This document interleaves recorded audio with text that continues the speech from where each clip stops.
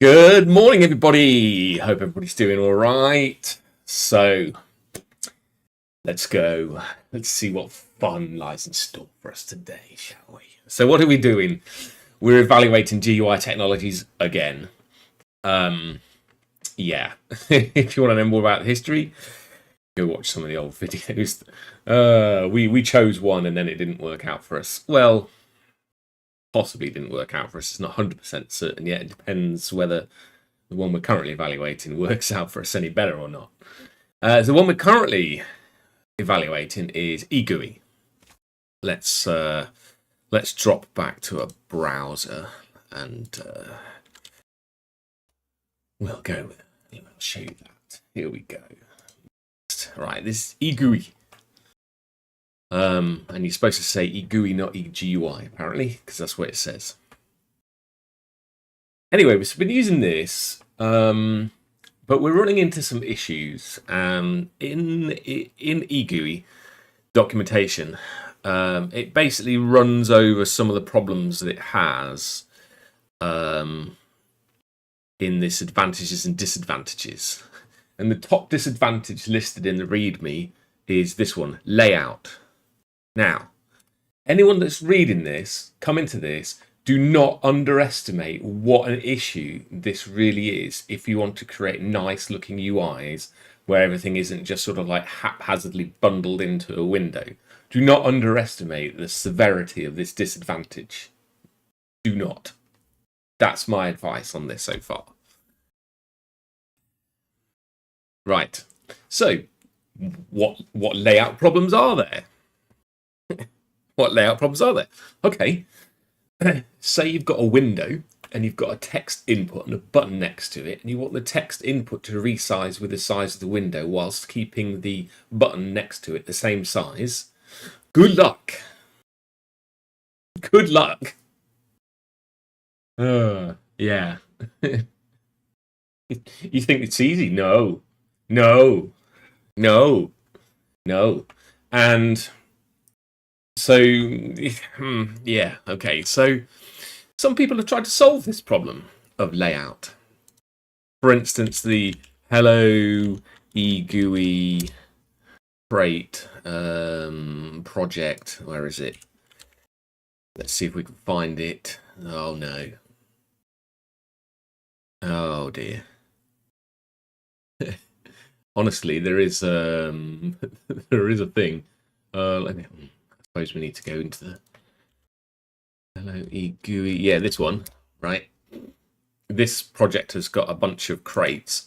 One of the crates inside this project is EGUI Flex. Right? So this guy's tried to solve this problem, and thank you very much for at least attempting to do it, because it is painful. And, you know, everything's all well and good, except that other crates don't know about this crate, and other crates do layout related things. So for instance, from the same author in the same repo, there is an example for EGUI form which attempts to make form validation easier. However, it doesn't lay the form out in the way that I want it, but it does do some layout. And the problem is the form field implementation doesn't use Flex for its layout. It just puts a label, then it puts a control, and then it puts like an error message, right? So interop between the crates is a big issue when it comes to layout. If you don't care about any layout stuff, you're probably fine. Yeah. So the other day, we then tried to use a competing crate because multiple people have tried to solve the problem of layout in EGUI. And fantastic. Thank you very much, everybody, for at least trying. And this one was updated the other day to support the latest version of EGUI, which is great. This crate is very new. I don't know how long it's been in development, but it is very new. Yeah. So we tried to use this, and the reason we tried to use this is because the other crate that we just looked at a minute ago doesn't support any kind of grids, and I need both grids and layout. Because when you're doing a form, you want the form justified in the middle of the window, right? And then inside that form, you want a grid. And then inside the grid elements, you want more nested layout. So you need both grids and layout. So fine, we've got this. I'm just going to quickly recap the experience via way of a GitHub commit history. Okay, so the other day, replace EGUI Flex with EGUI Taffy on the Home tab, right? This was a commit that we did. And then after that, this is what it was like. Fail, fail, random changes, fail, fail, fail, fail, fail. Ooh, success, grid items resized correctly. And then disable apparently unneeded styles. Disable more apparently unneeded styles. Again, right? And these are just like minor, tiny little changes. But every single time I did a change, I did a commit and ran the code just so that I could retain a history of how many times it took to get to the point where it actually works. Right? That's what this history is detailing. So yeah, add spanned columns, size the left column so it takes the smallest amount of space. And clearly this isn't trivial, right? If it was trivial, it would be one commit and it would be done. Remove completed fix me's because there were fix me's, right? And then there's more. And then attempt to add a text entry button where the text entry goes but the button does not. Fail, partially working but text input doesn't resize. Fail, fail, fail, fail. And like these are all like tiny little commits where we're trying like one thing. Is it this property, style property that we need? No. Okay. Is it, say, I don't know, just a random one. Is it this one? No. Because it's not clear how you're supposed to use the layout system. And the reason it's not clear, as I went through in the last video, is because under the hood, EGUI Taffy uses Taffy. And then if you go and look at Taffy, Taffy says learning resources. Taffy implements Flexbox CSS grid specifications faithfully. And you're like, okay, great. What's Flexbox and CSS grid? And then in order to learn how to do a grid, you need to understand web technologies. And as I mentioned in the last video, I'm not making a web application. I'm making a native desktop application. I do not want to learn about web technologies. It's irrelevant. I want an API that makes my life easier. I don't want an API which is designed around CSS, which is what is used on the web. So for instance, you're making a grid, you find, give me some code, and it gives you CSS, right? But with Taffy, you basically have to go, oh, okay, so I've got some CSS stuff, and I need this and I need this to make a grid, and then somehow you've got to convert from CSS into Taffy styles with like Rust properties and so on like this to get it to work. No, I want an API which says like, here's a row for a grid. You've got a property structure or an instance of an object or something called my grid, right? And you want to go my grid dot add row, and then on that row maybe you give it columns. An API like that. That's what I want. I don't want any of this nonsense, frankly. This is what I want. So sure, an API that uses Taffy underneath the hood in order to produce a grid, that's implementation details, that's fine.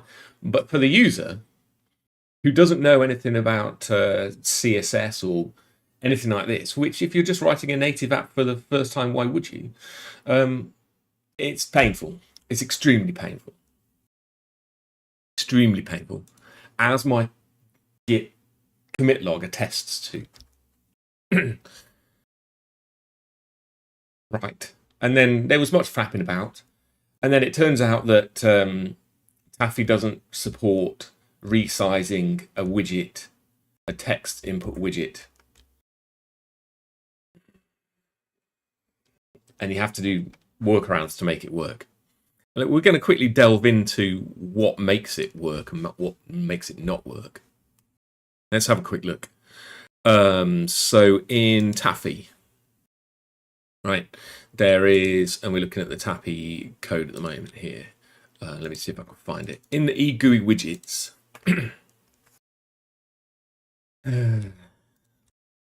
there are implementations for the various different widgets, right? In the Taffy API, there is UI manual, UI add, and UI add manual, right? Normally you go UI add, and then you give it your widget. But in some situations, that doesn't work, like when you're using a text box, i.e. the first thing that I tried to use. It's like, am I the only person that wants a text box that's resized? Surely I can't be the only person in the world that wants the text box that resizes with the container that it's in. Surely. Maybe I am. Other people want buttons. And if you look at the other implementations in EGUI widgets, for instance, implement GUI widget for button, right? There's a Taffy UI method, and inside that it uses that UI add manual. And the second argument to that is a transform. I haven't fully understood this. I was tinkering around with it yesterday, but basically, EGUI's got its own knowledge of like how much space there is in the UI, and Taffy has got its equivalent, right? And you need to go from one to the other and have one thing like futz around with the other. And there's various different futzing arounds that you need to do depending on the widget implementation. Which isn't great, because then you're going to have to do the same futzing around for every single kind of widget that is ever added to EGUI. Which doesn't sound like a fun world to live in. Anyway. So the demo for this doesn't have any resizable text widgets, apparently. Because if it did, the author probably would have noted that it didn't work properly and then added a proper implementation for it. But anyway, he was on Discord and he helped out a little bit. And I came up with a workaround. Who wants to see it? I know you do. Right, so we've got our home tab. And now if I press new and then resize the window, oh my God, look at that, it resizes. Shocking, isn't it? Shocking. Who would have thought there would be this much fail in order to do that? I certainly didn't. Because it's only software, right? How hard can it be? Oh, it just doesn't get old. It doesn't get old, that joke. How hard can it be? Yeah, right. Oh dear. Right. So we've got a text box. This is actually a disabled text box, and I've got a file picker, and I can pick a directory. Oh, that's a bit slow there. I don't know why it was so slow. But it resizes. Amazing. Shocking, isn't it?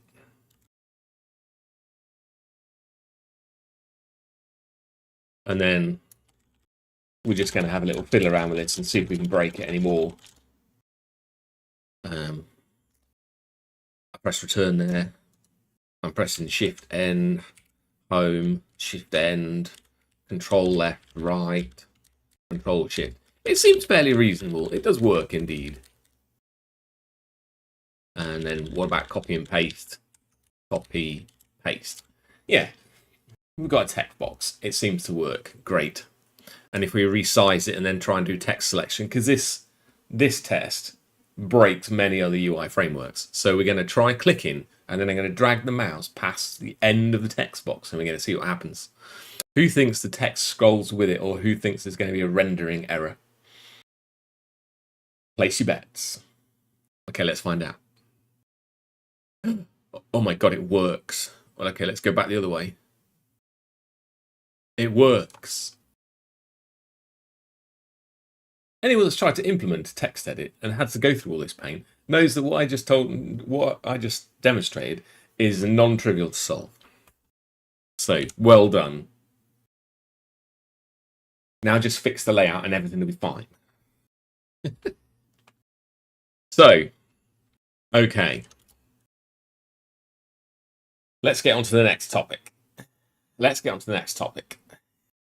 The observant among you might have already realised that there is some of the next topic already on the screen at the moment, and that is form validation. Form validation. It's easy, right? You know, length is lower than 1. You put some characters in there and the message goes away. You're like, fine. It's got some form validation. What's wrong with that? What's wrong with that? Nothing, surely. Yes, there's a big problem with that. There's a big problem with that. Let's go to what the problem is. Where is it? Crates.io. Then we're going to guard, which is the implementation we're currently using for guard for form validation. And then we're going to go to the repository. And then we're going to go to the list of issues. And then we're going to search for I18N. And then we're going to note that this is an open issue and it doesn't support internationalization. And I'm trying to create an application that has support for multiple languages. Houston, we have a problem.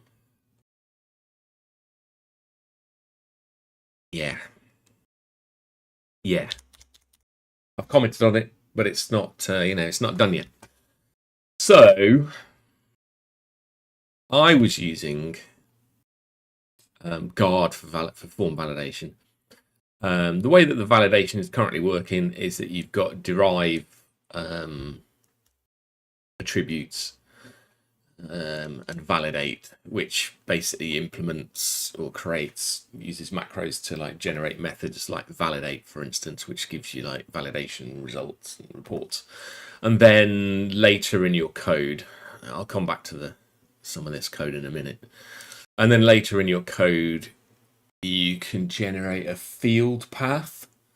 And a field path is this weird kind of thing, because if you've got a vector of things and one of those things is also validatable and that also contains an error, then the path to that object might be my thing, one other thing, the fields on it, right? So you have this path to where the error occurred. And it might be the 7th one or something. So it might be my thing, number 1, other thing, 7, name. For instance, if you've got a complicated form that you want to validate. So you have a path to the field. So there's lots of flapping about that one has to do with field paths, which is why in the EGUI form crate, there's a macro to make some of that a little bit easier. Anyway, in your field error code, you have to essentially do this to get the actual error out for the field path that might have the error, so that you can then create a flexible container and put the error in a label and make it red. And we have to do that for each form field, right? So, and then it renders an error, but the error comes from the report.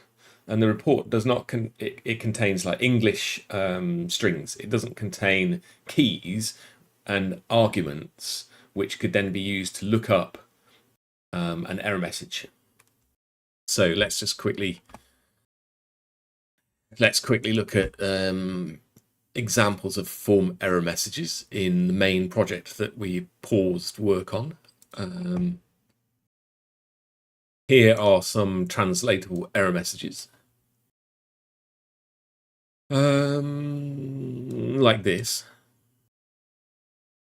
Now, these ones don't have any arguments in them at the moment.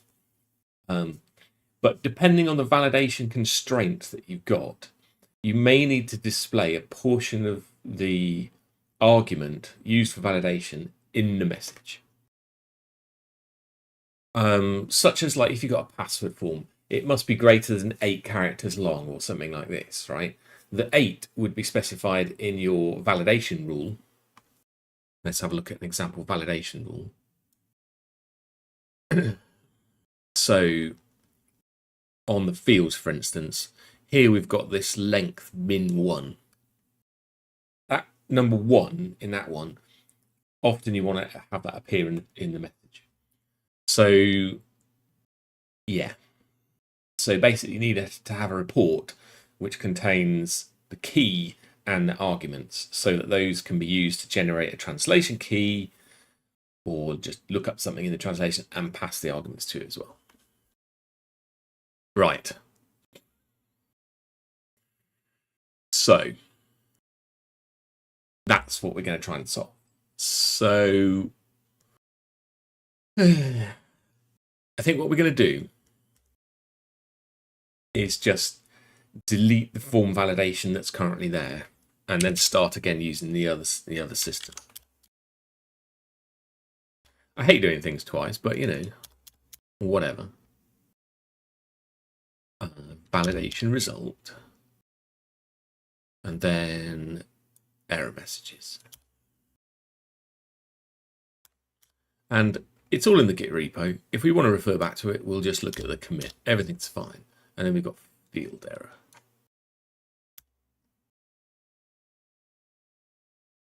Right. So we also need to delete the dependency on guard. Goodbye, nice knowing you. See you later. Adios.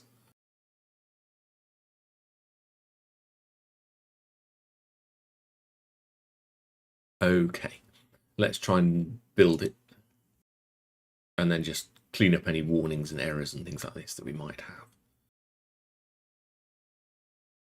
And commit all that. Come on.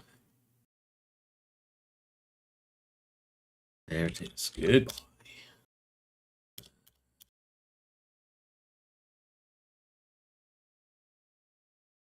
Likely we'll be adding some of those things back, but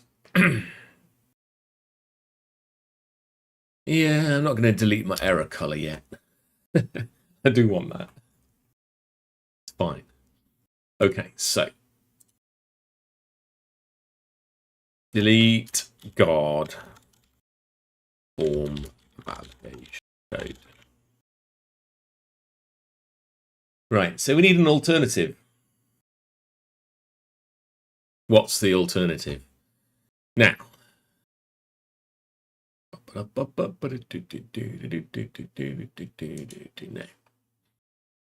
We've got the hello GUI there. No, can't find it.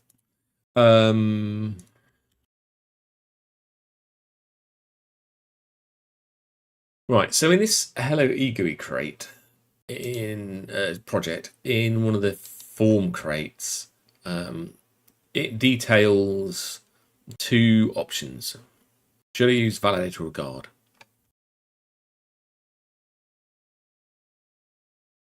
And if I had read this, I would have picked guard, but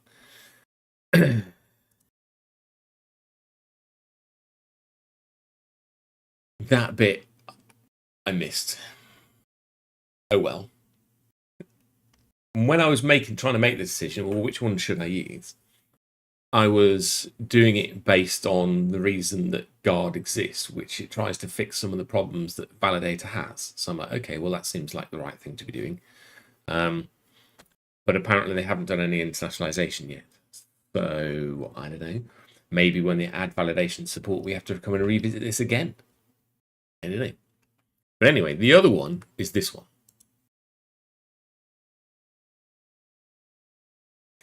Yeah.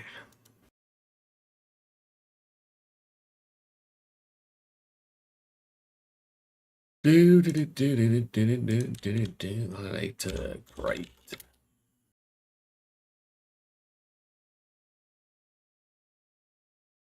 So we're going to try and use that.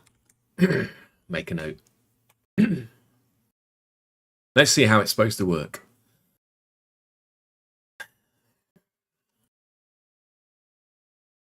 Okay, so it's sort of similar to the other one.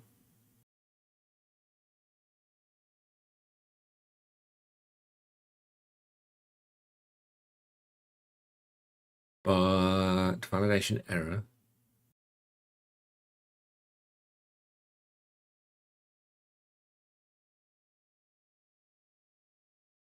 Right, and that's how you do one of those. Okay, and we've got returning the validation errors. Okay, but then how do you go from the validation error? Like, how do you specify like some key or something?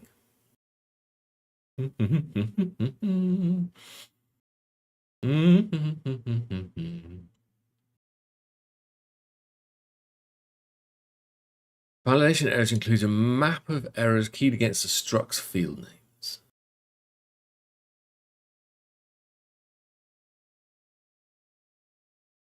Errors may be represented three ways as described by the validation errors kind enum, apparently. Validation errors kind. So.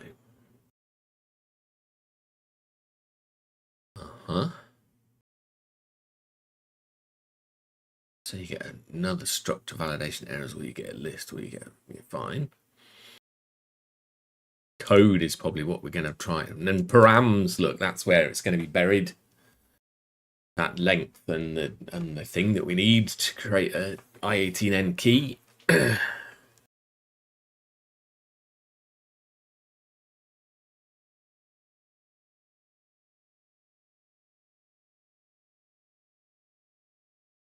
Nested vector structs, yeah, it's true.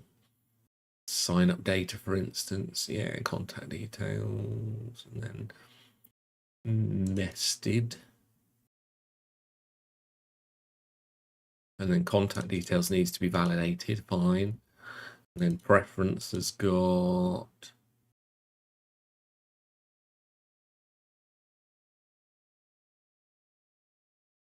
there's a vector of them, fine.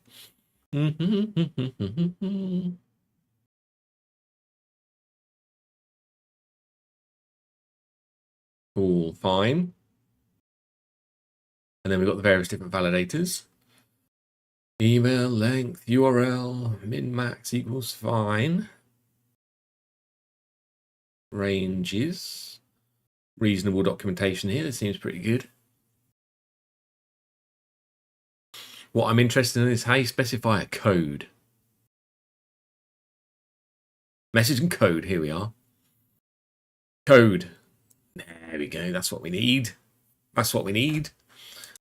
Right. So there's an example of validate with a length. Let's borrow that. I suppose we should probably clone the validator repo and look at the examples, maybe? Or should we just do that if we need to, if we get stuck? So, fields, new tab, form. Oh, why did it paste the URL in there? That was weird. Copy, I said. Paste. Yeah, okay. So let's just say minimum 1. There is no maximum length, and the code is going to be something like let's specify the exact code here for now. Yeah. Okay. Form, new, name, length. Let's try that. Right, on the structure, we need to derive validate. Right, but this validate needs to come from somewhere, as does this one. So let's add a dependency.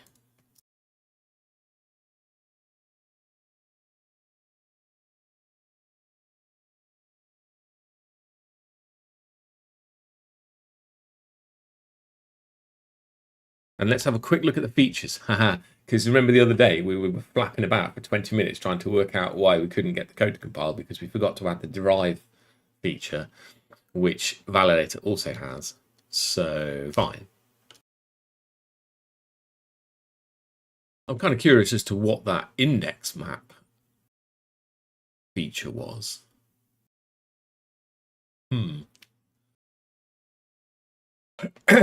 All right. So we've got that. Everything's fine. Let's try sync that. Oh, look, we can import things now. Great. Does it compile? Does it compile? That's the question. I suppose we can, while it's trying to compile, we can try adding some of the other validation things on it. Look, there's a required thing. I suppose we can add that attribute. No.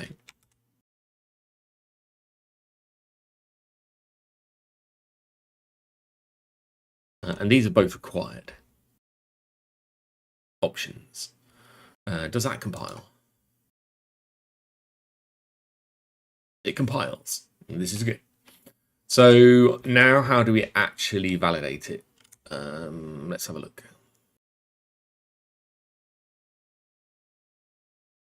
Let's have a look.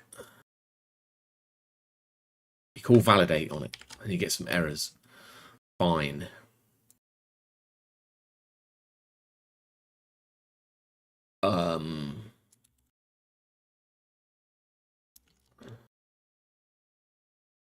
Self.fields.validate. Okay, so we've got result and validation errors, which is kind of similar to that other one. So I suppose then we need to display something around here. Let's quickly look back at that other bit of code that we just deleted. Because in that bit of code that I just deleted, there was some stuff which I think is probably going to be exactly the same as what we need, it turns out. Well, very similar. But what I want is that bit.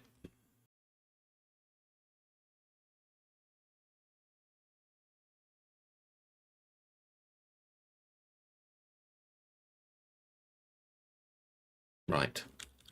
But we need the message here. So we need a translated message.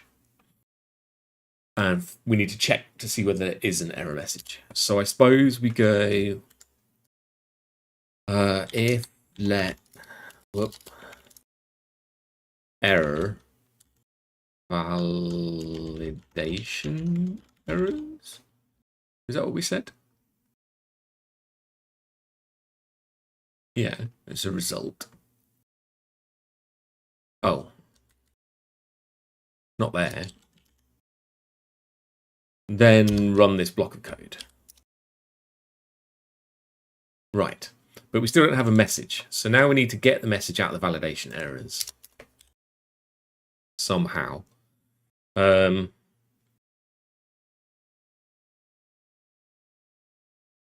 Let's go if let, I'm guessing here, field error. We're probably going to have to go through the validation errors. Find the field error.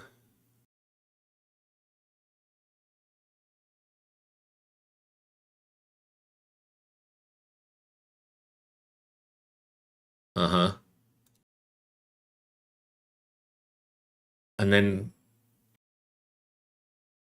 what's this going to give us?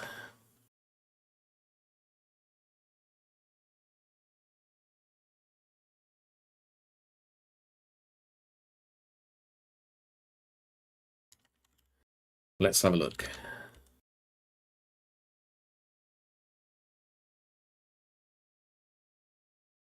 Oh yeah. Put this in the right place. Let's just say true here for now, just to shut it up for a minute. So we get a meh, which is a reference to a tuple of a copy on write string and a vector of validation errors.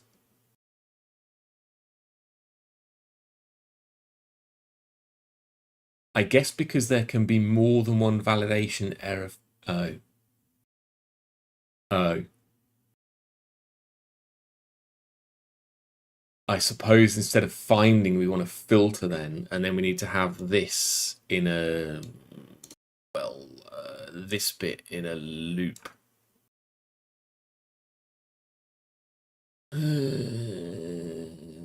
Which,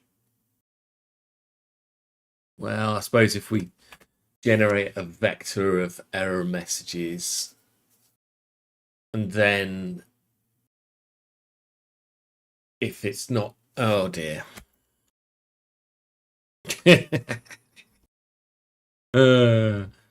Programming. Why do I do this to myself? Should I just change my profession and just be a gardener or something where I don't have to deal with this?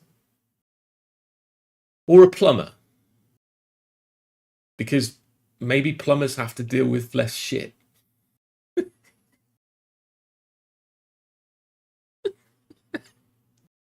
Yeah, that joke never gets old either.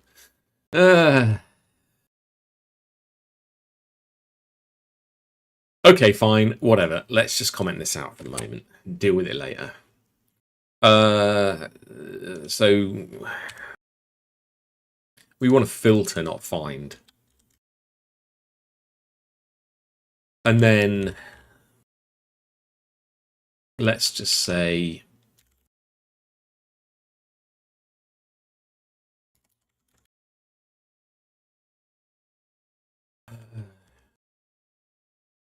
let's just do this for now.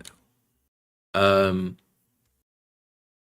then we need to collect this into a vector. Right. But now we need to decide if one of these errors is the error for our field. And the field that we're working on is the name field. So maybe this is...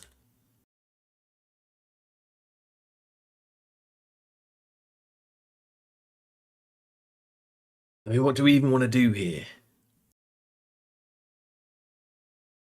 Do I want to flatten it as well?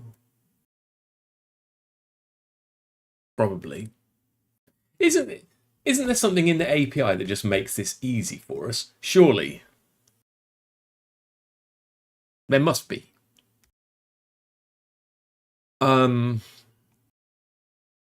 For inspiration, let's look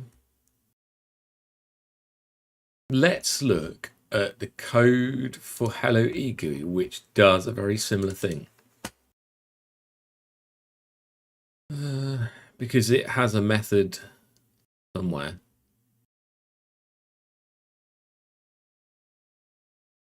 Oh God.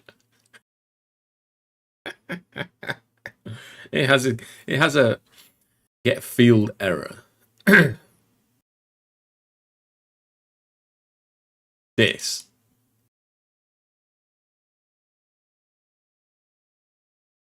So given a field path, it gets an error. But what if there's more than one error? Oh, does it just like append them or something?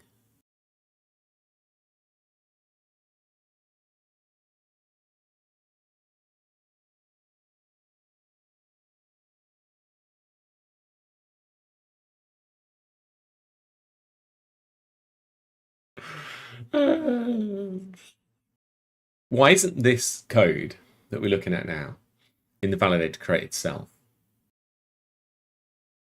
Sure, validating is fine, but getting the result. Come on.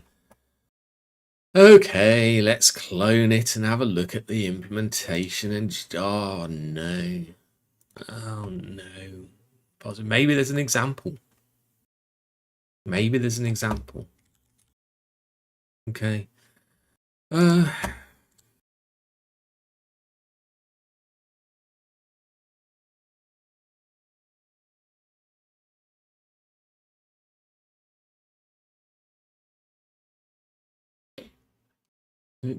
it got any tests, do we think? Sure it does. Okay, and while that's doing that, Let's open that up. Validator. Okay. I totally trust it.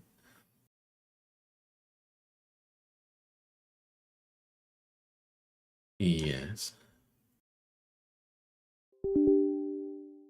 Yes. Right. Validator. Tests. Validator derived tests.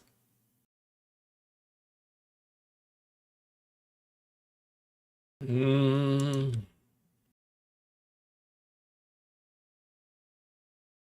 looking for stuff to do with errors.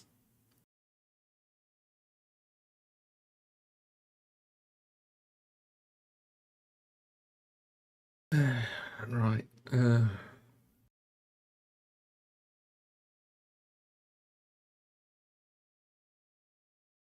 Uh-huh.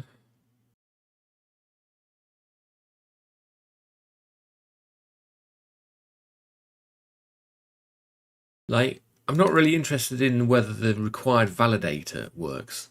We just assume that it does. What I'm interested in is tests that show how to get the error message out for a given structure.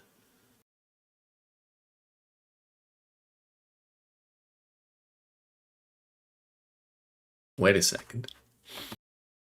This test is doing it. It calls validate.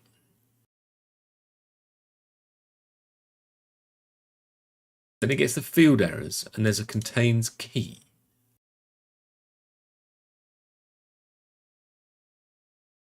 Okay, maybe it's not as bad as we thought. Let's grab that. Because it didn't feel like I should have to do all that iteration and all that other stuff that I don't want to do that. Let's just get rid of that.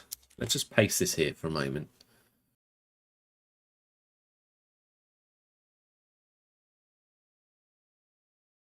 There's a field errors message on errors.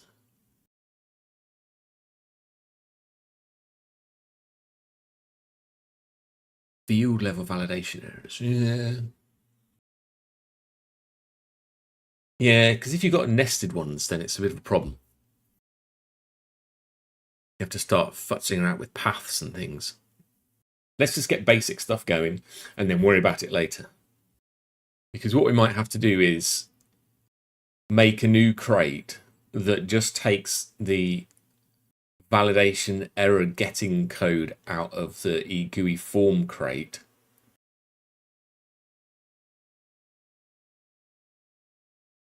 Or maybe, I mean, it's possible that we could just use that part of that crate as is.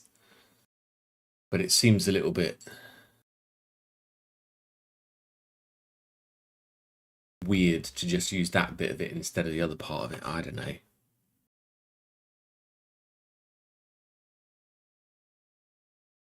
Okay, fine. We're going to try using this field errors thing in the way that this bit did. So field errors contains key val. It's not val name. So we need to use this. We don't really care about whether it contains the key, actually. What we're interested in is this code. If there's only one. Yeah, so you can have multiple. Okay. Okay, so this is where we need to do some funky iteration.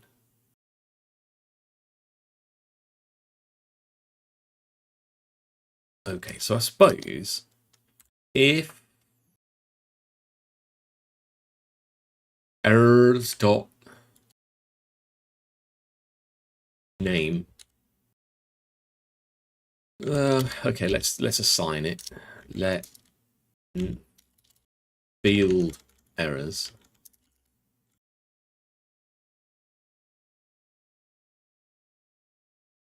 And then we're going to get. And we're going to do that.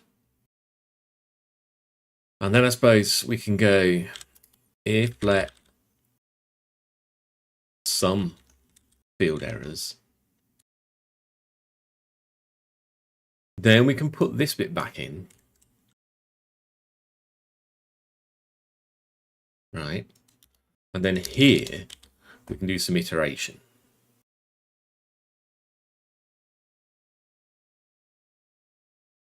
So I suppose for field error in field errors, and then we stick that in here.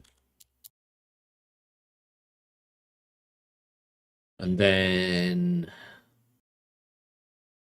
we've got one of these things, and now we can get the code of it. We can do that, which is good. And then we can use tur with the code and do that maybe. Except that, oh yeah. Okay, maybe that works.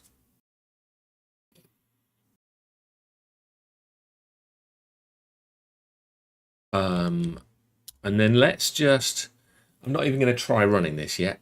Let's just refactor this. Extract this to a method called what? Field error. Right? It's put it in self, which is not what we want. Oh, well, hold on. Maybe we do. But what we want to do is pass over the name field here. And add that argument. Wait a second. Can't my IDE do that for me already? Yes.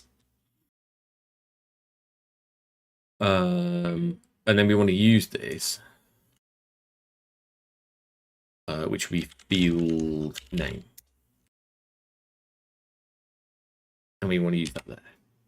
Right, and then this should be the same for all of the other fields, except for the argument, right? So let's do that for the other ones.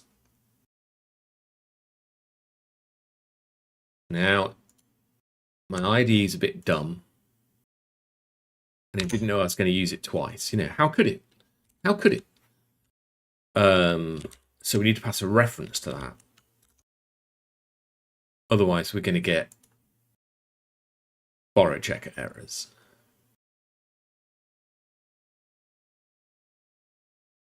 Then, yeah, that's right, yeah. And then this was kind. That's right, kind. Oh, I didn't show you guys the non-resizable combo box. So we were talking about layout earlier, and all the fapping about we had to do to get to the text box to resize. The very next form control field that I tried to add also didn't resize properly and still doesn't. And I'm just going to go, I didn't see it for now. I have reported it to the author of the Taffy Crate, but you know. So let's compile it and run it and see what happens. What we should get, maybe, is no error messages being displayed. Oh, it doesn't. Field error in field errors.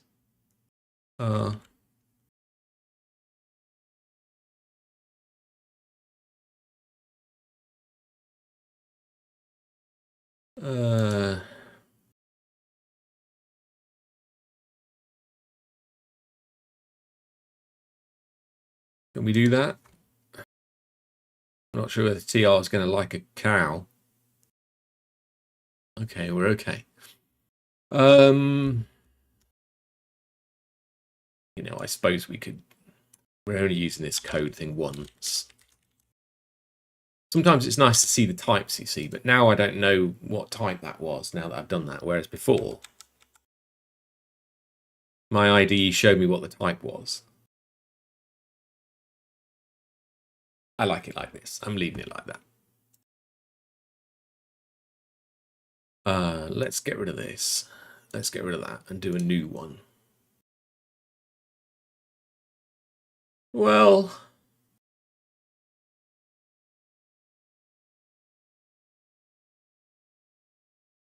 Interesting.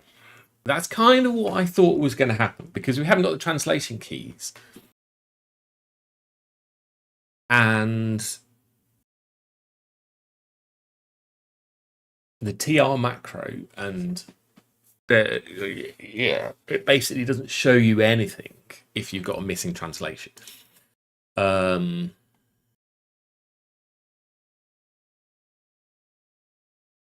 So probably need to add the missing translations, and we probably need to add the codes in for the other ones as well, don't we? Because we didn't do that. Okay, so let's fix the missing translations and codes.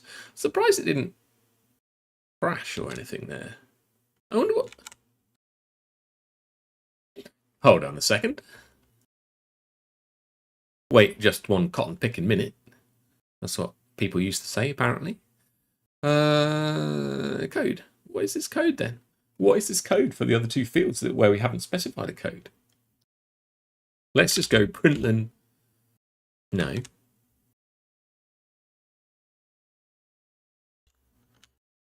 Code. There you go. Let's see what it does. Is it just going to repeatedly spam that out? It is, isn't it? Immediate mode GUIs. Oh dear. Look at the log, bottom left. Look at the log. Like, it runs the validation code like every single frame that gets rendered. Like, no. Immediate mode versus retained mode. Oh my gosh. Has the inputs to the form changed? No. Do I need to run the validation multiple times? Not really.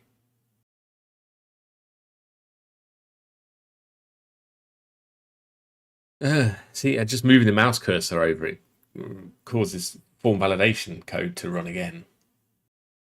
It's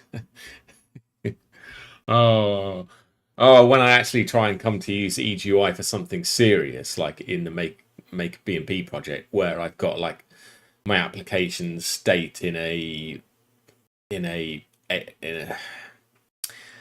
let's just call it a networked API, where there's a request response kind of thing, right? Integrating with that, it's going to be fun. I can see there's going to be problems. Anyway, I digress. So we've got a code that says required, but that's no good.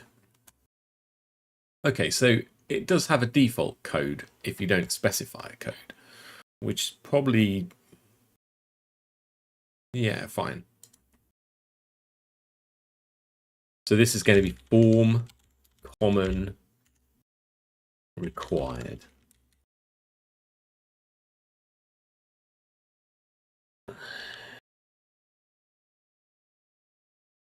It's going to be an error because you can display a hint that says required and you can display an error that says required, and it might be different.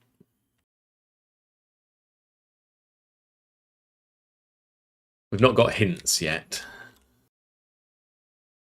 That came for free with Cushy's validation. And forms. Cushy was quite nice with regards to the forms. I miss it right now. Yeah, those.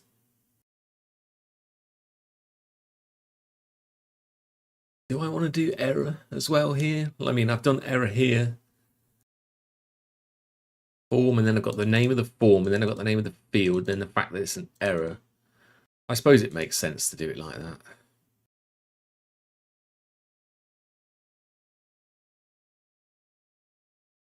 And there was attributes as well. I didn't know about fluent attributes. We should probably change the way that we're doing the fluent specifications to use attributes, but I'll leave that for another day. So, translation files next.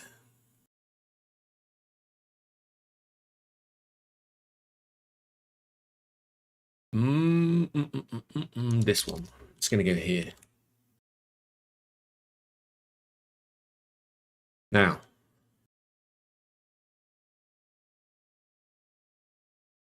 I need the number. Oh, let's see if we can make this work.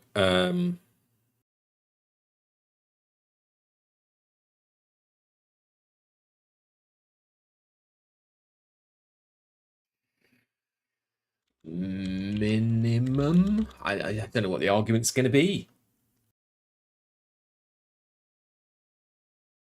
Okay.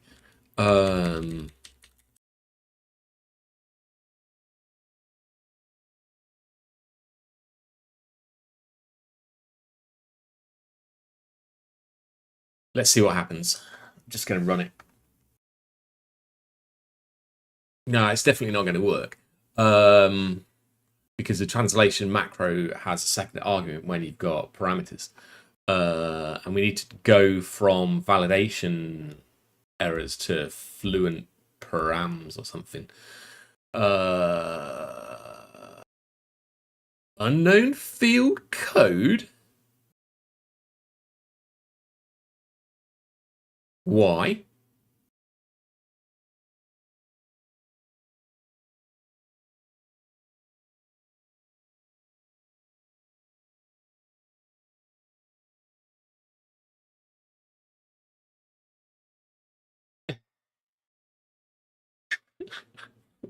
Why isn't the code applicable to all of the validation constraints and rules? Or maybe it is. Hold on. Maybe I'm misspecifying it. It might be. Hold on a second. That might be just me being wrong. Yeah. Okay. Dodged a bullet there. Okay, fine. So why does it say required up here? What on earth is that doing there? How did it even get there? Wait a second. Did I put the last form field method call in the wrong place? I think I might have done. It should be at this nesting level here. Yeah, I did. Okay, fine.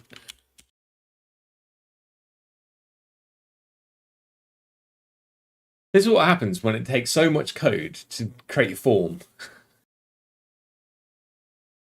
Just the nesting level. Look at this. Look. Madness. Madness.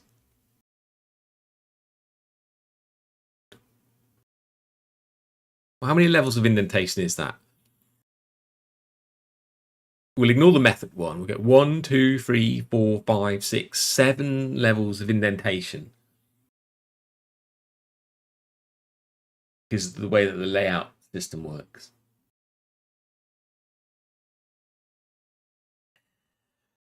You're going to spend all your life just indenting and re-indenting your code. Quick contrast and compare. We'll go back to the MakerPnP code base and we'll look where we create tab, which is creating the same kind of form, right? Name, directory, that kind of thing. There's no kind in this one because it doesn't need it. Level indentation levels. Discounting the method 1. Let's just put these. Can we put these side by side? No, we can't put them side by side very easy. But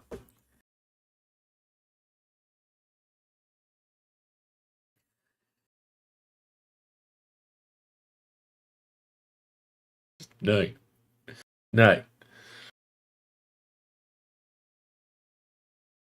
Wait a second. It's worse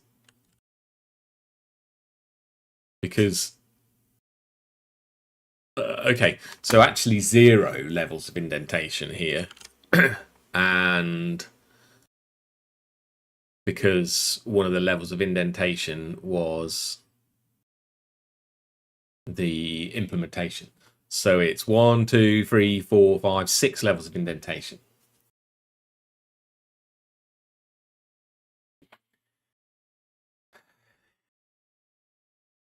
You be the judge. Do we think this is a sane approach?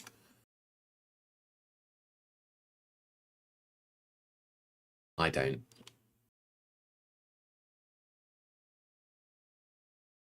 This is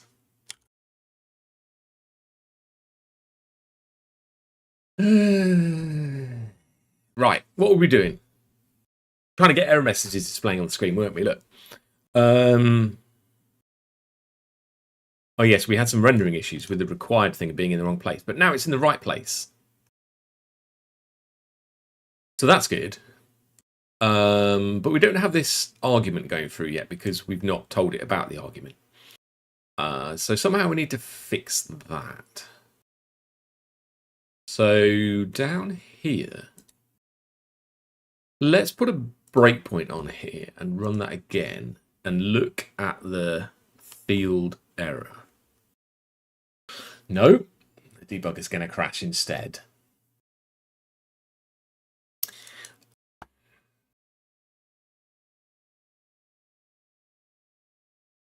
How about if we put a breakpoint here? I'm finding the Rust it's crashed again.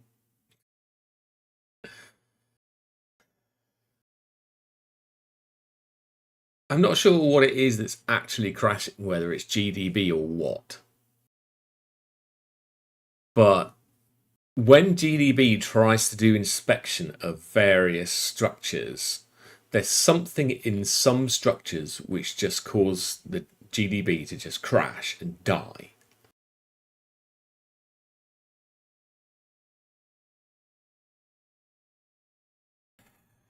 Okay. Print and debugging it is then. Oh gosh. Can we just dump out the whole field error, do we think?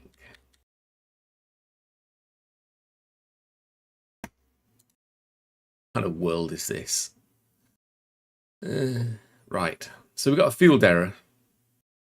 There we go, look. And it's got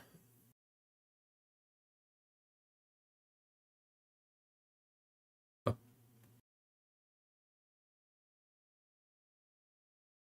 property called min. Oh no.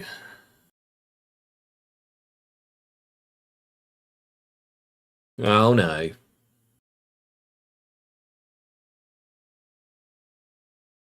You see the problem, don't you? See the problem. What it means is, for each type of validation error that you've got, you have to write a specific implementation to pull out the specific arguments.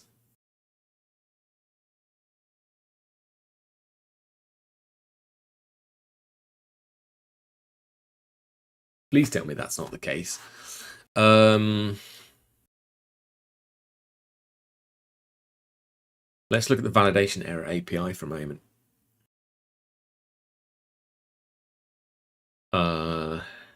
There's an add param. It's true.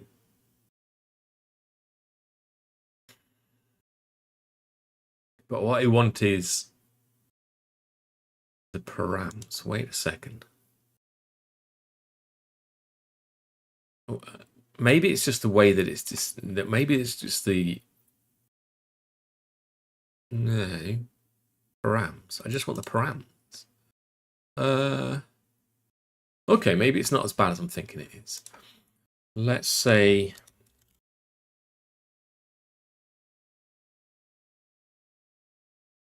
so we've got a hash map, and somehow we need to pass that over here, but doing that probably isn't going to work.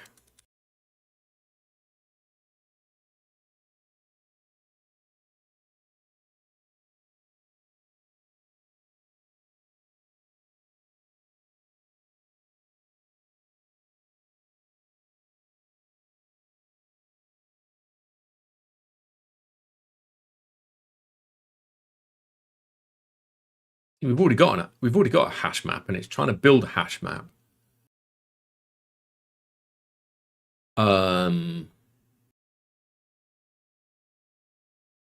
Wait a second. So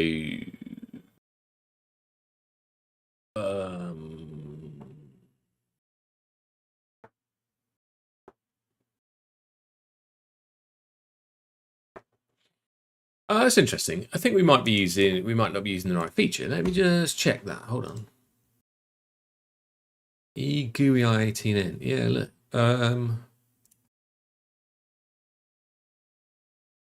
We are trying to use Fluent. Let's refresh this. I wasn't aware that was a thing until I looked at that bit of code just then. So now it says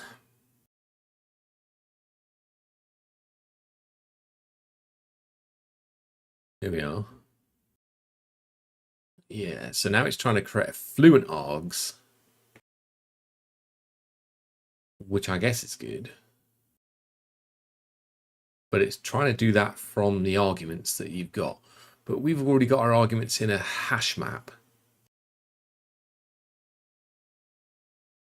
of cows. So somehow we need to not use tr and do something else instead. The tr macro underneath the hood goes translate fluent, and it's got some fluent args.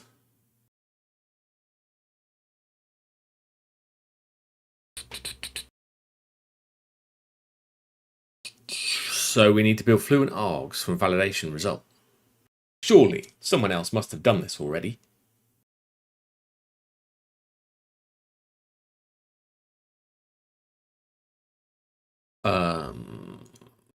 I can't be the first person to want to have done this.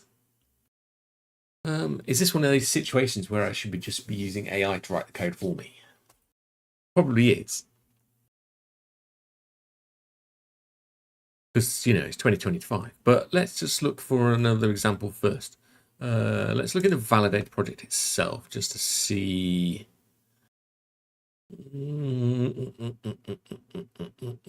If there's no. That's kind of what I expected.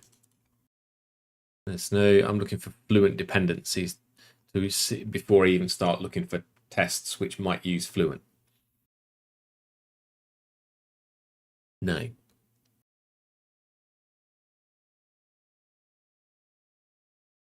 No. Well, nuts.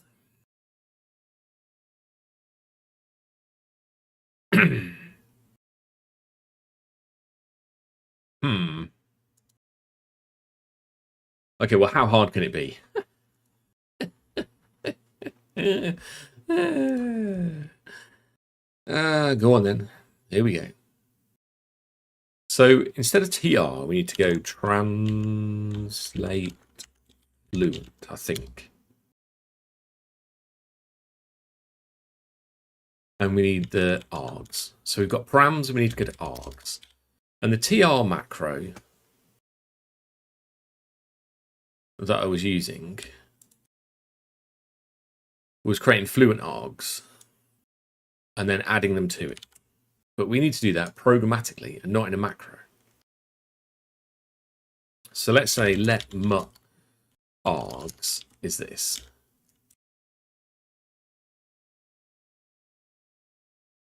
Right. And then for each parameter that's in there, we're going to create a fluent arg. Or param in params, I suppose.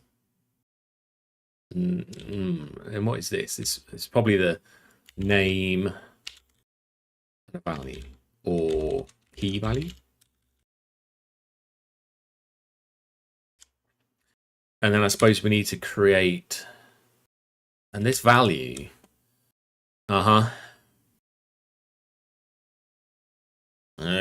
kind of what I thought I was going to have to do. We have to go match value, because it's an enum.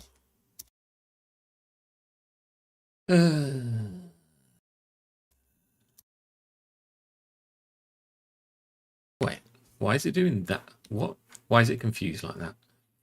Let's just see what args type mismatch. Fluent bundle args. I think it's because there's a wrong version of Fluent being used somewhere. Let's see. Fluent. Here we've got 16 and here we've got this.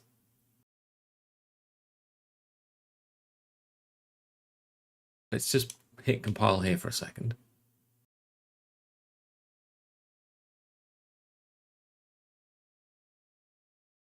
Because we've probably got two versions of it, but I was expecting two versions to come up here.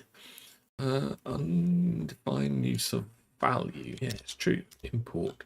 I don't have a direct dependency on Fluent, I don't think. So let's add one.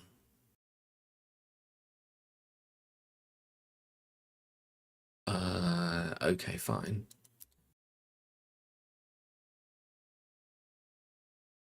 And we're going to look at the EGUI IAT and crate.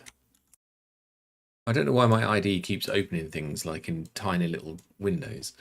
And we're going to see what version of Fluent this uses. And we're going to use the same thing.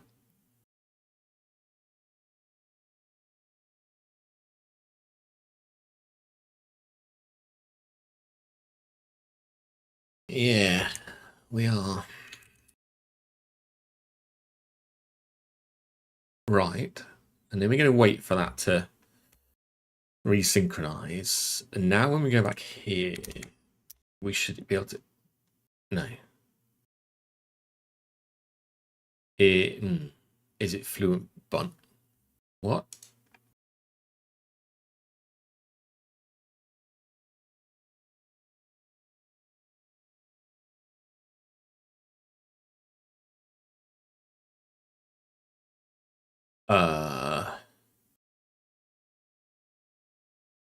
Wait a second.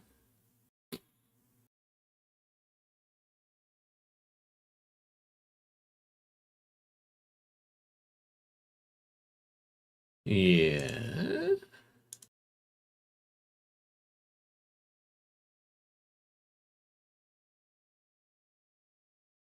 Wait. This value comes from what?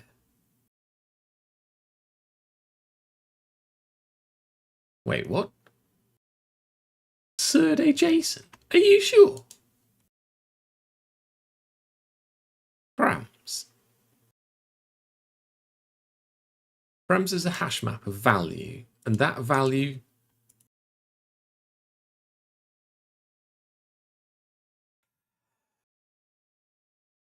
I wasn't expecting that.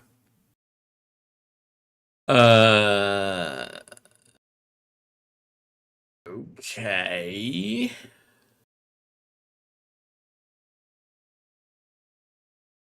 So I suppose then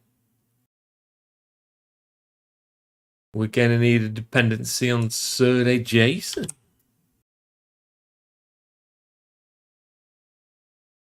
Okay. Let's just comment that one out for the moment.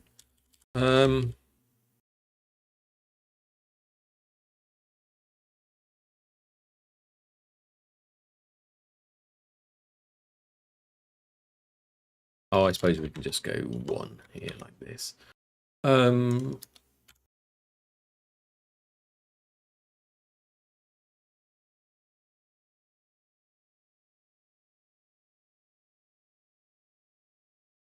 That's very unexpected.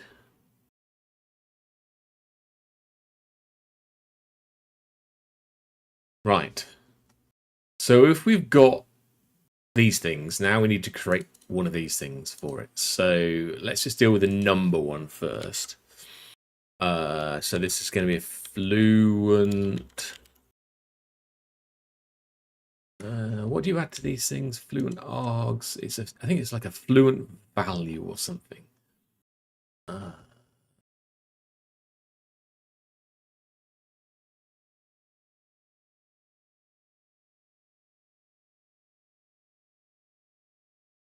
Yeah, there it is. Look. Fluent value. So we need to create fluent values.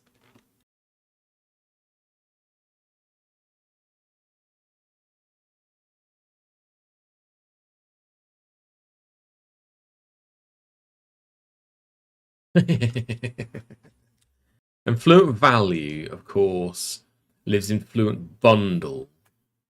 So we're going to have another dependency for that.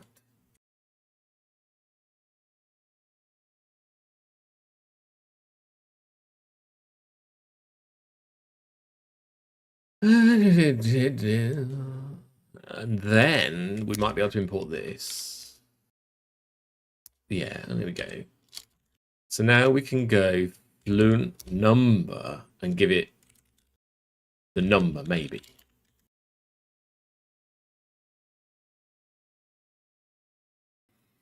Chance of that working, about 0. Number is a number of type n, which comes from surd adjacent. And n can be one of these three things: a positive integer, a negative integer, or a float.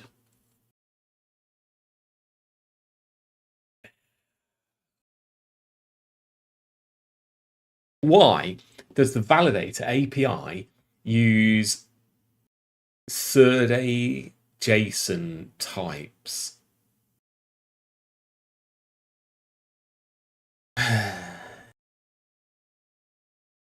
So what it's doing, for those that don't see the problem, I'm not quite sure how to help you with that. I don't know why Alexa decided to do stuff there. That was odd. It's coupling the constraints of the JSON file format to validation error results, which is madness. Madness. Why does a validation framework care about file formats?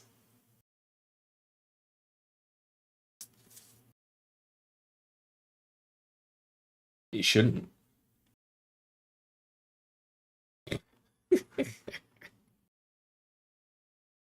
And now I have to care about it too. That's what's worse. Oh gosh.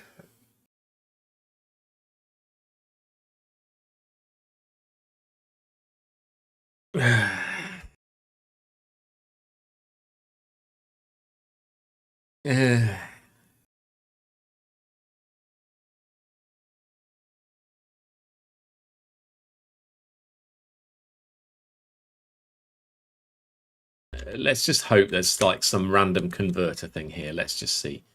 I bet there isn't, but yeah.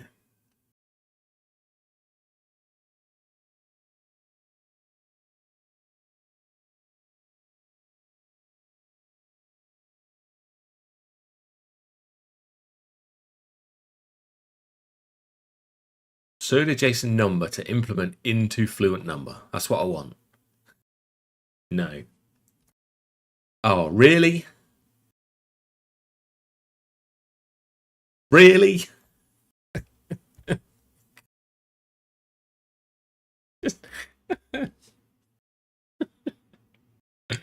Oh dear. I don't know whether to laugh or cry right now. just, oh my god. Let's just get rid of this. Let's put a block here. Match the number.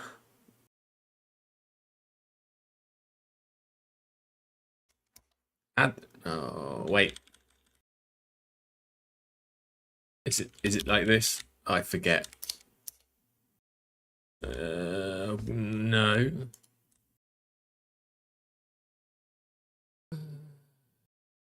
Surely there must be like a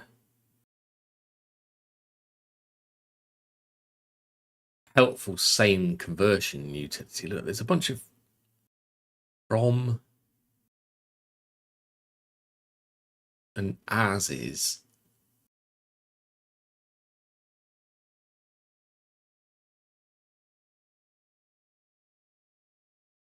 I'm just looking for conversion utilities.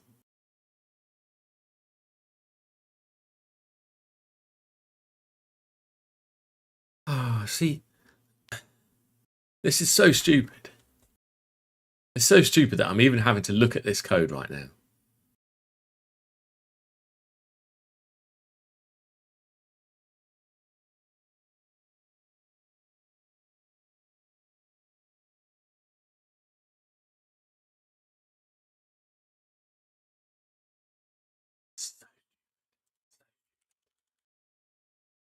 If number dot is f64, fluent value number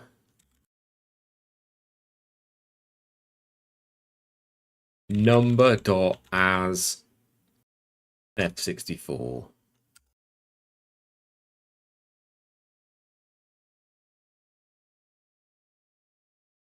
else to do.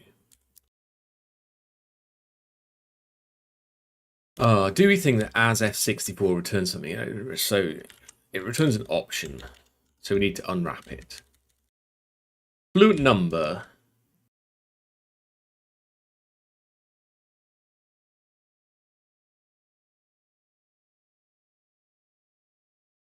You can create them from f64. So you go.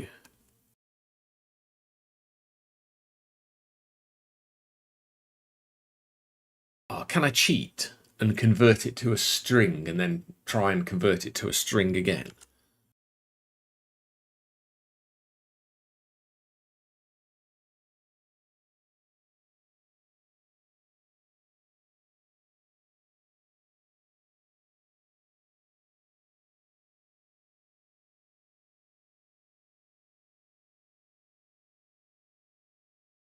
Missing a bracket.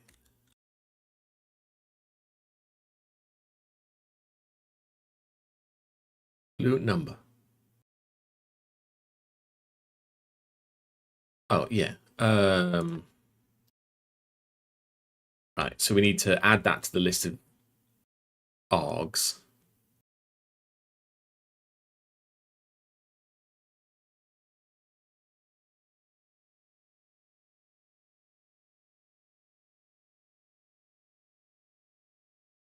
Why is it complaining here? That's a bit weird. 2 parameters. Which one takes 2 parameters? Fluent number. Number options. Oh my gosh. I mean, it's true. It's not.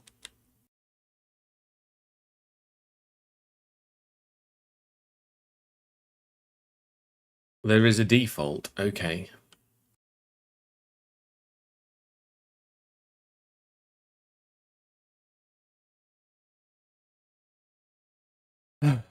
So we've got a fluent number. Now we need to add it to the args. Args dot set, I suppose. And then we've got key and number now.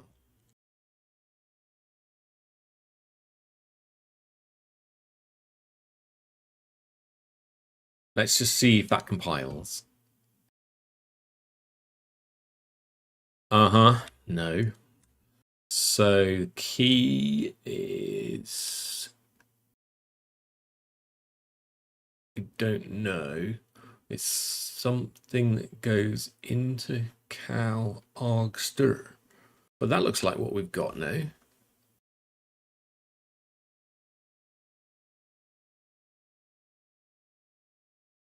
Do we just need an into here? Yeah, maybe.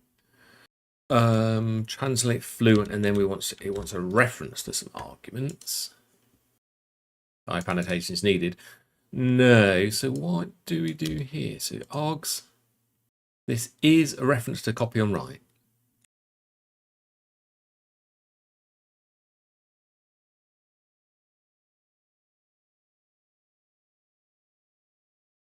And the set method wants K, where K is into lifetime of args, copy on right, stir.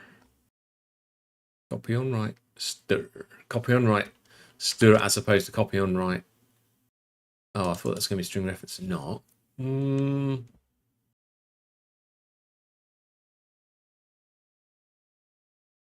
How do we do this?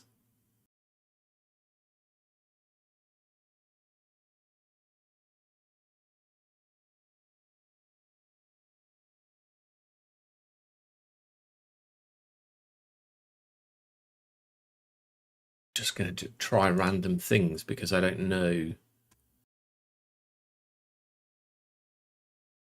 Yeah, okay, that guess seemed to be compiling. It compiles. Right, but we've got other types. Our value isn't a float.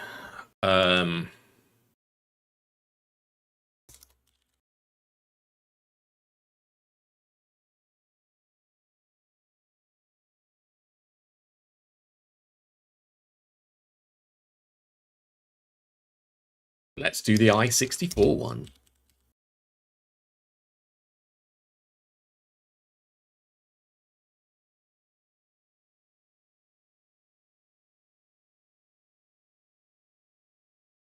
As I-64 gives you an I-64 back. Fluent number always takes F-64s.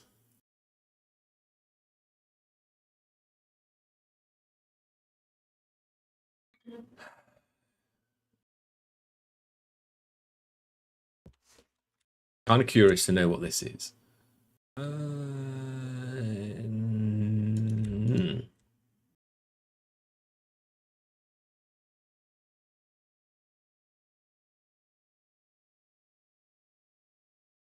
Okay.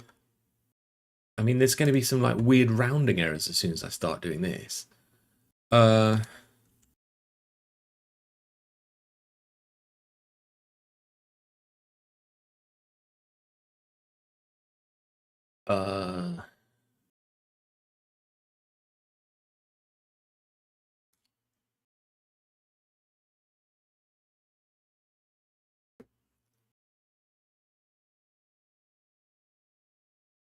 Is U64. Sure. And, you know, we'll just do that, right? What could possibly go wrong? Would you like some unit tests to try it with some various different ranges to see what happens? I kind of would. Not today, though. Did he make sure this is correct? Perhaps write some unit tests to prove the conversion is correct. I mean, really kind of need integration tests for this because you need to actually use Fluent to render something.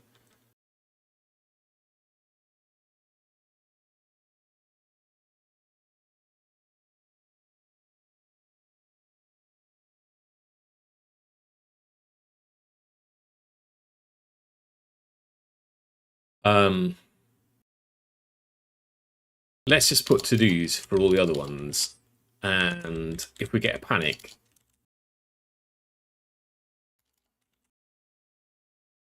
we're going to know why.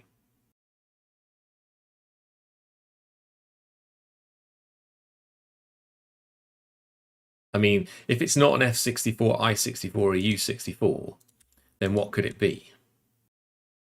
Nothing. So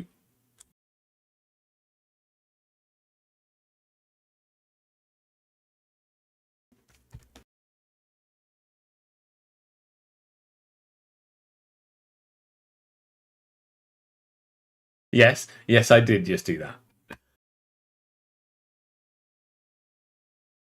I mean, you hope it's unreachable. because you haven't got access to the enum, you don't know it is. And if they added a new type, now you're going to get a panic.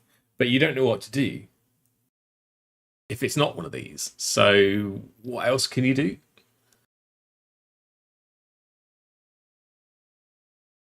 Panic. Oh, we panicked. We panicked. Called unwrap on an error.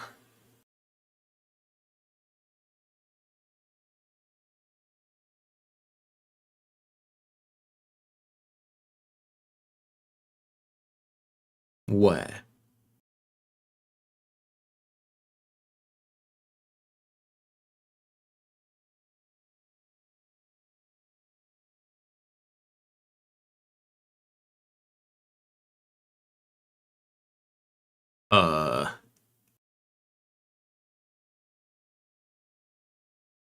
There's some errors parsing the translation file?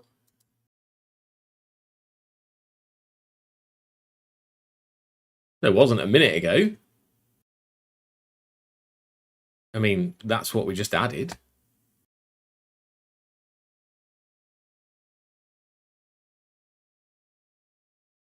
Why is it doing this now?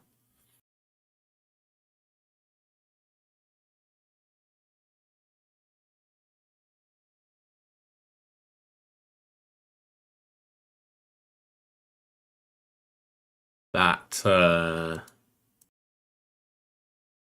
doesn't make a whole lot of sense to me.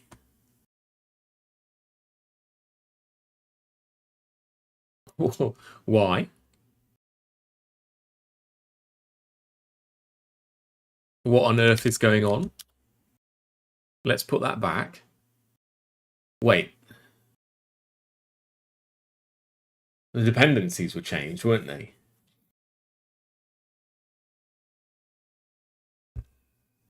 How about a more useful error message?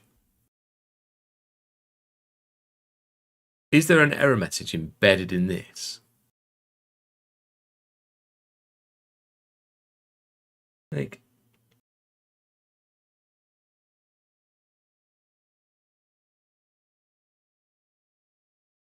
parser error. Yeah, look, there is. 522551. Well, that position doesn't help me. Is that a byte index? Slice some expected message field. Form common combo default.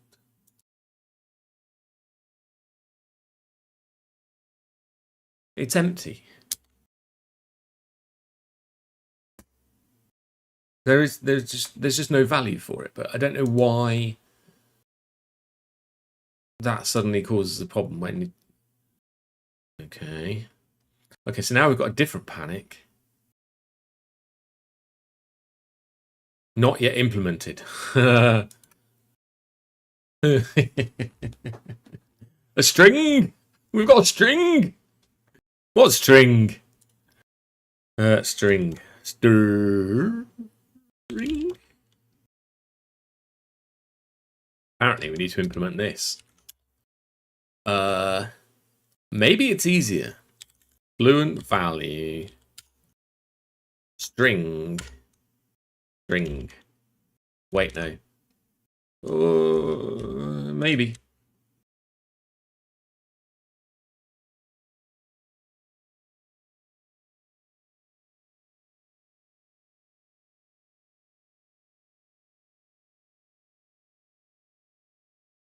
What am I doing here? He wants a copy on write.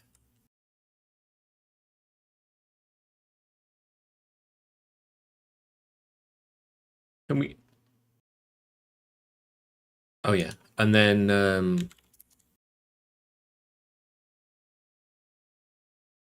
we need to go arg set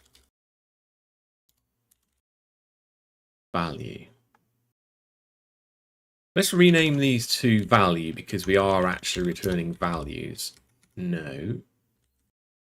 Topic IDE. Oh, I see.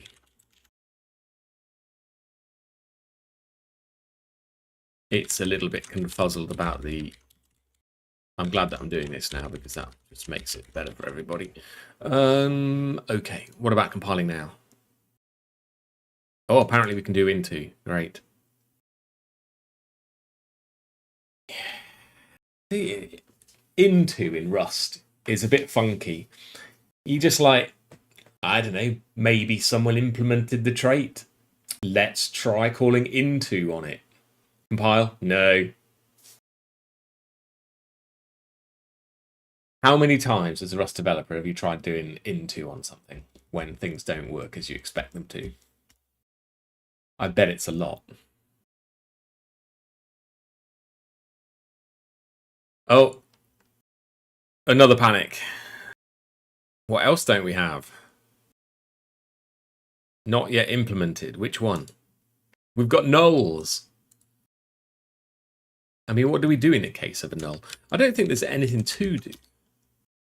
But why are we getting a null value anyway?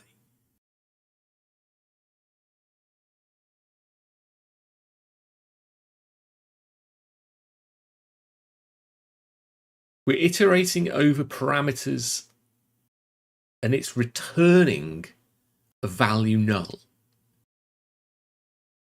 But what's the key?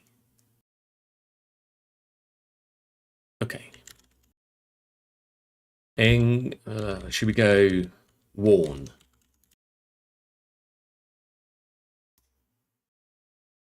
Encountered null value for field, I suppose.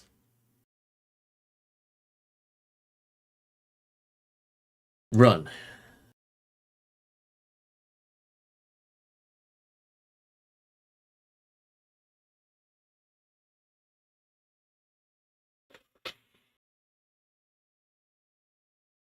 So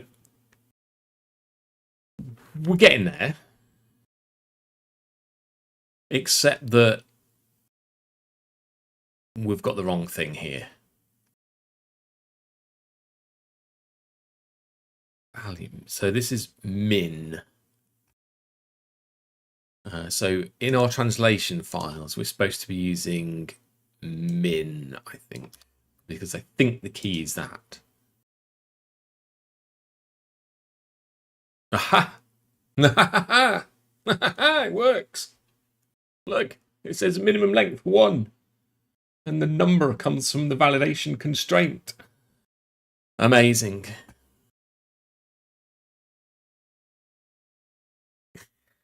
And it says required with a capital R. Because that's what I had in my translation file.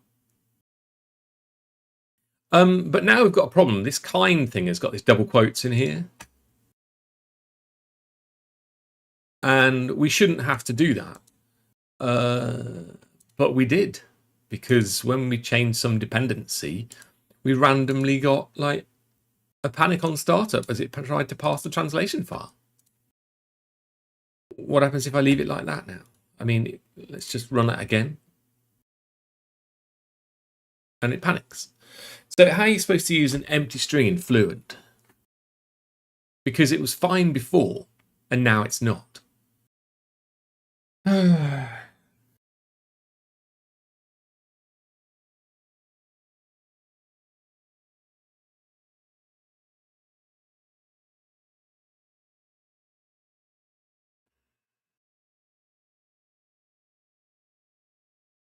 Oh, at least I'm not the only person that's asked this.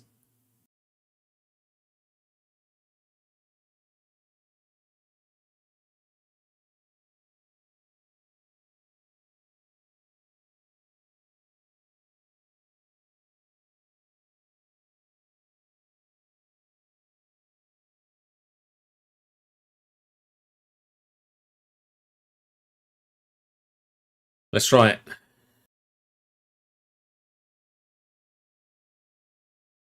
Apparently you can use curly braces, double quotes. Ah, there we go, look.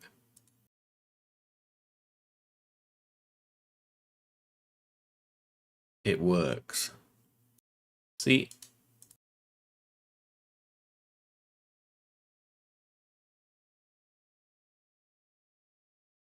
I mean,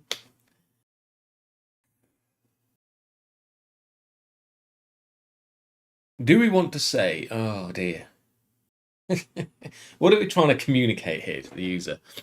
We're trying to communicate that they haven't chosen anything yet. Should we just say select or something, or choose? See, I don't want to write the word select there because then it looks like I have selected something. The thing that I selected was select, right? So then you could put like some punctuation in it like this. And then you're like, well, maybe.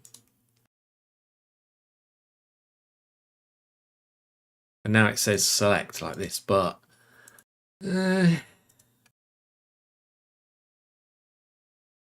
guess it'll do.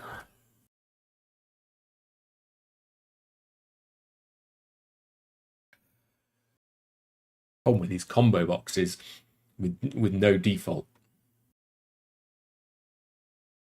You must choose something.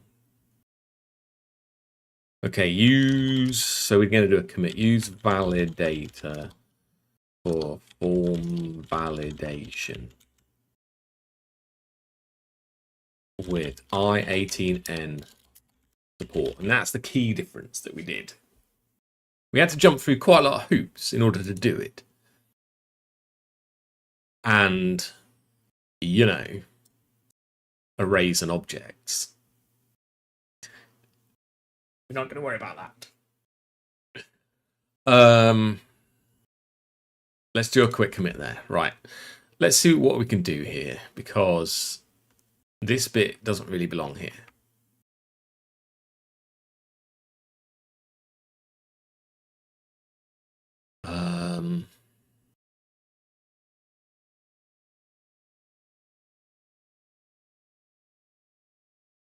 We kind of want this bit, I suppose. Yeah. Let's extract that. Build fluent args, and we pass it the parameters. That seems a little bit more reasonable. That doesn't need to be in here, though.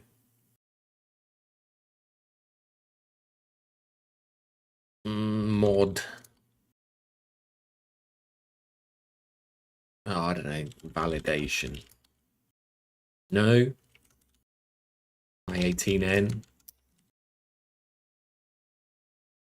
Or is it really just fluent at this point?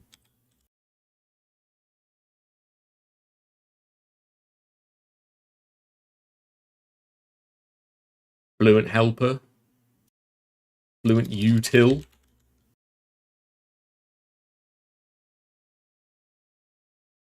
Helpers. Util.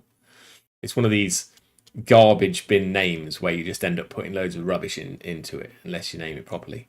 Naming is hard.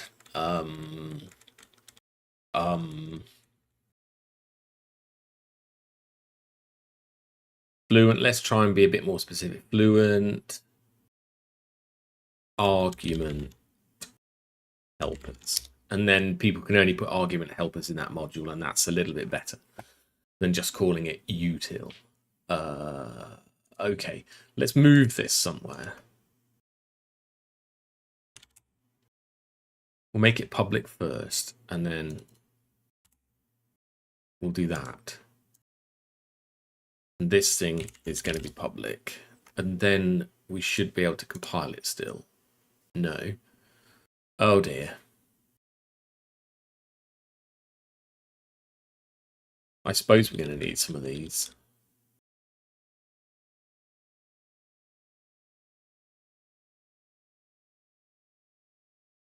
And this.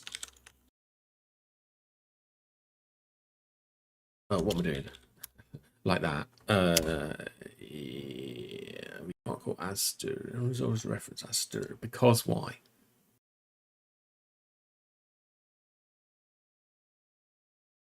Why did that implementation of Aster disappear?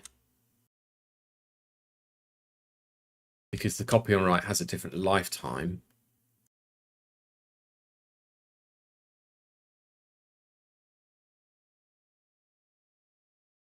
And then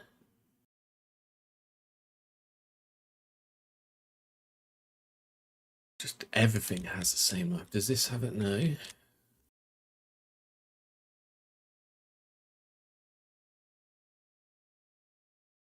Does this one need this? Oh dear, no. Let's look at the error message a little bit more closely. Can we elide it?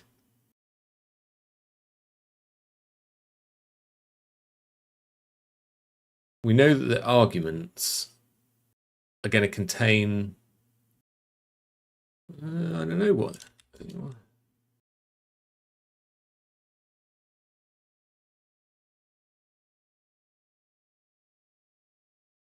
Hmm.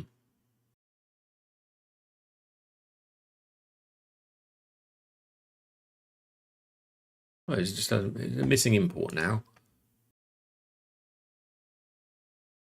Explicit lifetime required for args. Wait, aren't we already doing that? Oh, I see. Okay, there we go. Okay, so we've got our fluent helpers. So now I suppose we can put that somewhere. Maybe we can put it here.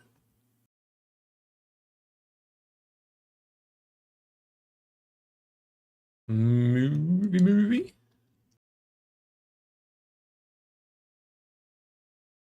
And then we want to put it in here. Seems reasonable. Off you go. Right, so we've got that in there. Okay. We've got lots of warnings now.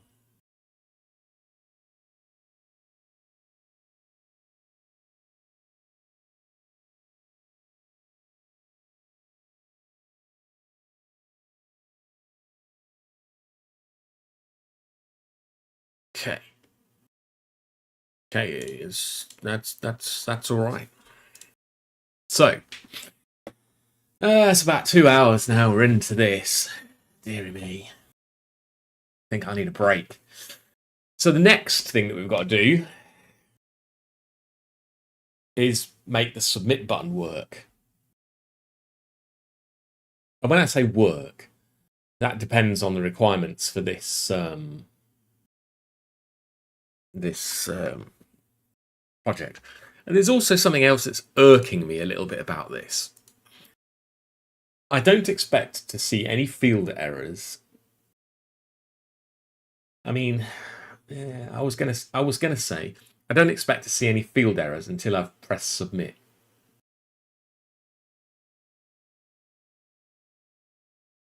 Or at least entered something into one of the fields. But I don't expect to see any field errors for a field that I've not interacted with. So if I'm typing a name in, right, and there's something wrong with it, then sure, display the name underneath, display the error underneath it. And this is useful for like password matching fields, for instance, right? You don't want to wait till the submit button has been pressed and then show an error message. I mean, you could, but it's not as nice. You want to know if there's any errors before you try and submit it, really. But yeah, it depends on the form, I suppose, really. But yeah.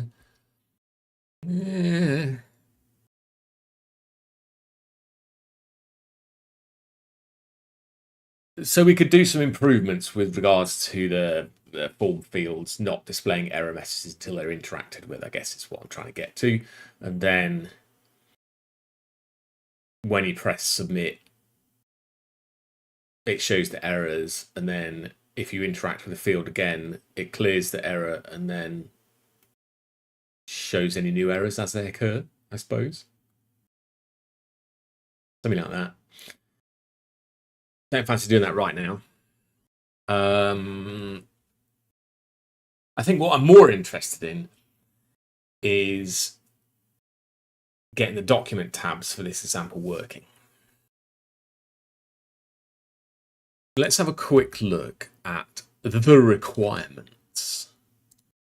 And let's see if we've done any of these things yet. So new tab. A form is shown with 3 main controls, each with a label in a grid with labels on the left. Below the form is an OK button. Well, it's called submit. Can I scroll, please? My IDE is being weird. I can't scroll horizontally. Oh, now I can. Weird. Let's get back to where it was. An OK button. So we haven't got a placeholder. Ideally with placeholder text. I'm going to say it's done. I might come back to the placeholder thing for the moment. Type, drop down. Initially nothing selected. Choose between text or bitmap. Well, I've got text or image. It's close enough. You know, it's not like someone's going to fire me if I've got the word image instead of bitmap here, but you know. I can have a cavalier attitude to my own requirements. It's fine. Don't worry. The title of the tab is new. Wait, hold on. Directory. Non-editable path, which is correct, with a button to show a native directory selector to be used that when selected, shows the path. We did that. Title of the tab is new. It's true. Multiple new tabs are allowed, each with their own state. I think we've actually achieved some of these requirements. This is good. So we can have multiple new tabs, each with their own state. State 1, state 2, and you can switch between them. That is particularly difficult for some reactive frameworks to achieve. Do not underestimate that requirement if someone says that. Multiple tabs, each with their own state. Okay. Tab state. The form field values is true. And with this one, because the tabs and the layout is serialized and the form fields are serializable, if I close this and then reopen it, it actually retains the state between launches of the application, which is kind of nice. But this is talking about runtime state, really. I should probably clarify that.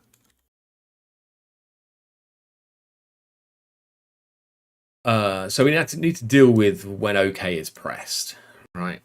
And then we need to start creating the text and image tabs.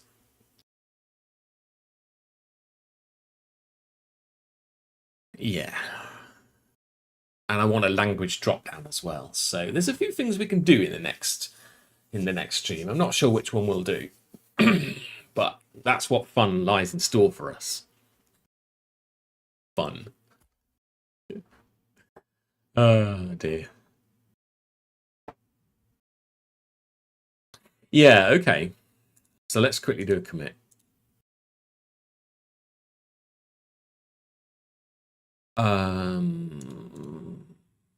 Yeah, let's say extract.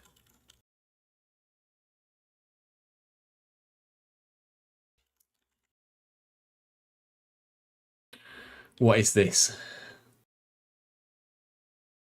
Extract the validator params to fluent args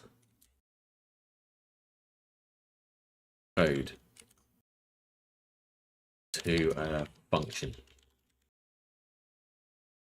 That's what we did.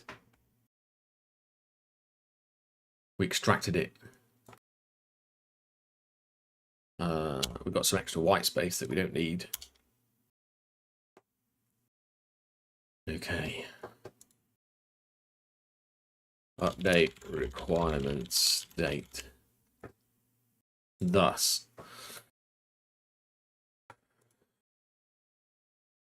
I suppose we can push this up. No, that's confused. EGUI tabbed.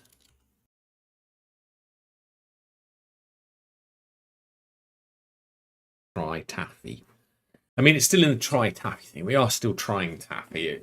At this point, we're probably going to continue with it because it does appear to work, although it's not very nice. It's not friendly. And that is an understatement. Yes. Okay. So that's where we are today now. We've got an app. You can press home. It shows the home tab. We've got some state. We can close it and we can reopen it and it'll show the home tab. And if we close it, if we untick that and then close it, the next time we load it up, it won't have the home tab there, which is good. So we've got the home tab working. That's all fine. We've got the new tab. We can type some stuff in and we've got validation messages. We've got a file picker where we can select folder and it shows the path. And we've got a drop-down box where we can pick between image and text. And we've got a submit button. And when we press the submit button, it shows the results down the bottom. And that's as far as we've got with this. And we've been doing this about a week now. Oh, I suppose. And we do have the ability to do rearranging the UI like this, which is kind of nice. And it's all internationalized as well, which is important. That's where we are. So, so just remember, folks, it's only software. How hard can it be? We'll find out on the next one. See ya.